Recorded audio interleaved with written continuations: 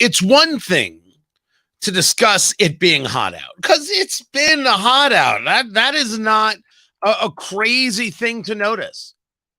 It makes perfect sense to say, my gosh, it's hard out. It's hot out. It's simple to do. It's like the whole thing from Family Guy. Warm today, warm yesterday, even warmer today. Makes perfect sense. What doesn't make perfect sense is to say the world is on fire and we're all going to die. What doesn't make sense is the Secretary General of the United Nations saying this. And for scientists, it is unequivocal. Humans are to blame. All this is entirely consistent with predictions and repeated warnings.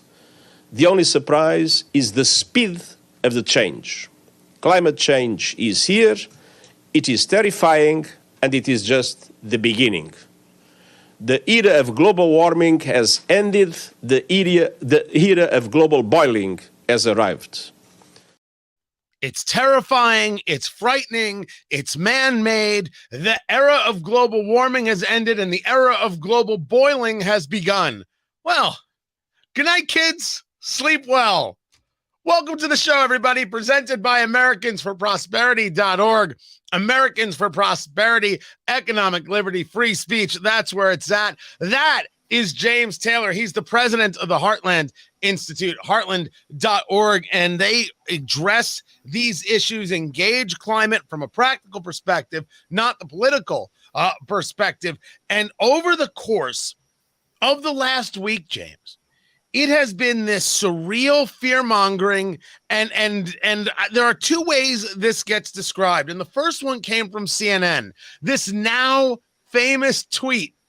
This month is the planet's hottest in around 120,000 years, and it's this image of basically this cloudy kind of gray sky. It looks like forest fires, and then you've got these three women all disheveled, like, my gosh, what's happening? And they're all wearing sweaters, James, because it's so hot.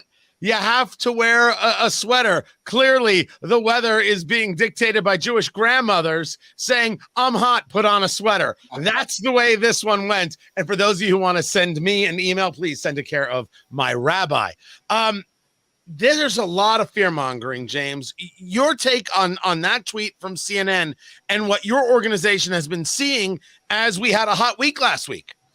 Well, CNN's tweet is propaganda on steroids. All they have to do is go to the very first United Nations Intergovernmental Panel on Climate Change report, because the United Nations documents, the UN itself documents, that 1,000 years ago, 2,000 years ago, 4,000 years ago, during the vast majority of the time period that human civilization has existed, temperatures have been significantly warmer than today. In fact, for most of the Earth's existence, temperatures have been much, much warmer than today. So what happens in this crazy world of climate alarmism? Somebody somewhere, some obscure person claiming to be a scientist makes a stupid claim like these are the hottest temperatures of the past 120,000 years. And then all of a sudden, everyone repeats it like as if it's fact. It's like they're watching Al Gore. Everything Al Gore says must be true. But the fact of the matter is science itself, the United Nations itself, has proven repeatedly, convincingly, irrefutably, that tweet is simply false. So the idea that it's false versus the idea of why they put it out, somewhere CNN felt that they had a basis for putting this out. They had a rationale, something that they could point to. Do you know what that was? As best as I can tell, because this has been like a ball of string rolling downhill and unwinding. But basically what's happened is somebody somewhere makes some statement, makes some claim without backing it up. And he or she may have a science degree, but they don't back it up. But somebody hears it somewhere, and now it becomes repeated everywhere. They get their talking points from the climate establishment. Okay, oh, look, here it is. We have to keep repeating this. But the facts are the facts. Go to the United Nations Intergovernmental Panel on Climate Change's own report. Go to the numerous peer-reviewed studies that have documented. It has been the long-term consensus, documented in peer-reviewed literature, documented in all sorts of temperature reconstructions, that today's temperatures are unusually cool, not warm. And building upon CNN's tweet where they make it seem like everyone's dying from heat, a peer-reviewed study in the medical journal Lancet. It's the most prestigious peer-reviewed medical science journal in the world. Documents that 19 times more people die from cold temperatures than from heat. As temperatures warm, it is saving millions of lives every year. That is an interesting bit of data. Talking to James Taylor, president of the Heartland Institute, heartland.org. It's a very interesting piece of data that talks about the cold versus the heat, that even as we watch this alarmism take place, it still doesn't address scientific fact about what does more damage to a society.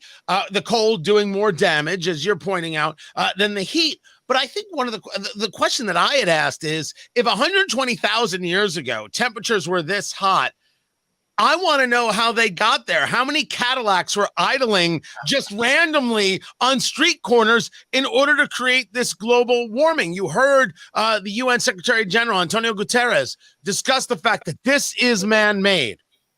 Is man responsible for growing temperatures, or I should say, are there growing temperatures, for temperature fluctuations or climate issues being two different things in the U.S. and around the globe? Yeah, that's a great question. If humans are causing all of this warming and it's unprecedented in the last 120,000 years. If temperatures were warmer 120,000 years ago, where were the SUVs? Where were the coal-fired power plants? Here is the way that our temperature history has worked. For the past 3 million years, we've been in an ice age. It is a very unusually cold period.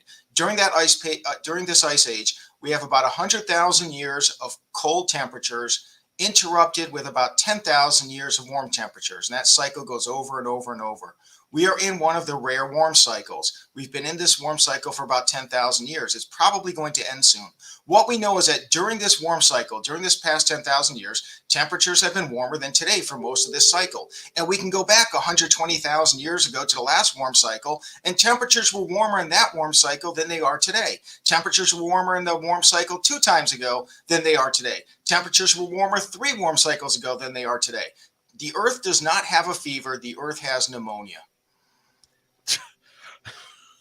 That's a line. Talking to James Taylor, president of the Heartland Institute, heartland.org. Let me give you something else that was shown a lot. And social media really moved with this, and the people at Snopes tried to smack it down. It shows a weather map in Europe of a country where they showed temperatures, and they're showing them in Celsius, of course. So it looks like the temperatures in the 30s, but they're not in the 30s. And the map is green, right? Like the topography. And then underneath it, it shows the same map, and the map is in red. And people are discussing how this has been happening, where you see these look at the red and the deep red, and it's almost purple. It's so red. And again, with the scare tactics, is this because if it bleeds, it leads? Is this just a product of our new age news cycle, or is there some kind of let's desperately scare people because this heat is good for the narrative? Yeah, sensationalism sells. It sells not only for media views, but also for your political agenda. When Antonio Guterres, General Secretary of the United Nations, says that the temperatures are boiling, no, the Earth's average temperature is 59 degrees Fahrenheit. Last time I checked, that's 163 degrees cooler than the boiling point. And it's also a fact that most of the world's population lives in tropical or subtropical climates. Warmer temperatures are what are conducive to human health and welfare. There's a reason why here in the United States, which, by the way, most of the U.S., it's closer to the equator than the North Pole, but even here, most of the population dreams about retiring in Florida, California, Arizona, Texas, warm climates. There's a reason why most of our population is migrating from colder climates to warmer climates. Propaganda is one thing, but scientific facts are another. Talking to James Taylor. He's the president of the Heartland Institute, heartland.org. This was President Biden last week at a press conference. First, he's taking action to deal with the extreme heat. I'm announcing additional steps to help states and cities deal with the consequences of extreme heat. First, I've asked Acting Labor Secretary Julie Su to issue a heat hazard alert. It clarifies that workers have federal heat-related protections. We should be protecting workers from hazardous conditions, and we will. And those states where they do not, I'm going to be calling them out, where they refuse to protect these workers. Now, he's referring to Texas and the lie that the governor of Texas, Greg Abbott, got rid of water breaks, which, of course, wasn't the case, but rather he eliminated red tape, because now they're saying that the employer can give a water break and the employee can take a water break. We are not involved in this conversation. They didn't end water breaks in the state of Texas. But what was your take there on President Biden engaging this rhetoric about extreme heat? Is the heat of last week extreme? No, it's not. You can go to the National Oceanic and Atmospheric Administration. This is the federal government's own webpage. They have data for the state of Texas. What it shows is that days of extreme heat, the frequency of extreme heat days in Texas is declining. We're seeing fewer of these extreme heat days than we used to. Now, global warming is not going to make all extreme heat days go away. So you're still going to get some. But if you want to say that climate change, global warming is causing all this excessive heat, look at the numbers.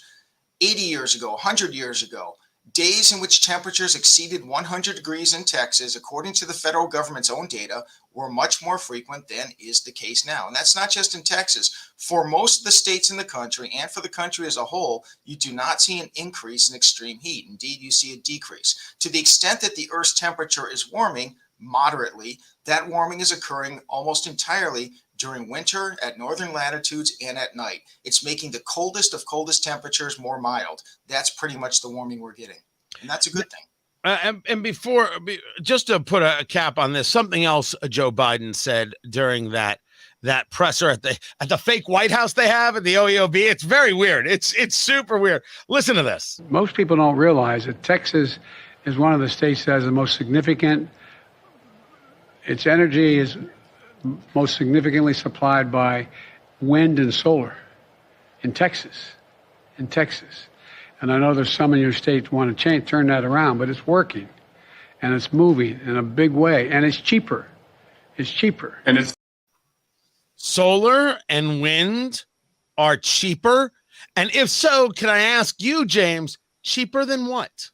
Okay, first of all, though, when it says that it's working, there's a reason why we had these blackouts during the extreme cold in temperature a couple of years ago. There's a reason why we get rolling blackouts during the summer in Texas. It's because Texas relies on wind and solar power, which don't work. You cannot flip a switch and turn them on. You have to hope conditions are just right. But as far as the cost of it, no, we know for a fact that wind power, solar power is substantially more expensive than coal, than natural gas, than nuclear power. There is a reason why states have to pass laws forcing people to buy wind and solar power, because without those laws forcing people to do it, people won't buy that. There's a reason why the federal government subsidizes wind and solar power so much, because even with the subsidies, although they're more expensive, without the subsidies, people would rebel. If you truly believe, Joe Biden, that wind and solar power are less expensive than conventional energy, then eliminate the mandates and eliminate the subsidies. And then wind and solar will still win in the marketplace, if you really believe that. Well, I think we know the answer to that, James. I think we do. James Taylor, Heartland Institute, heartland.org. I appreciate you taking the time to be with us, sir. And I appreciate you being a part of what's happening over here. Don't forget to subscribe on Rumble. I know you see us on YouTube and other places. I've had some people saying I shouldn't send it everywhere. It should just be on Rumble and bring everybody here. You tell me whether that's right or wrong. And many, many thanks to my sponsor, Americans for Prosperity, Economic Liberty, Free Speech. That's what it's all about, Boo Bear. Americans for Prosperity. Love what they do. And I will catch you next time. Take care.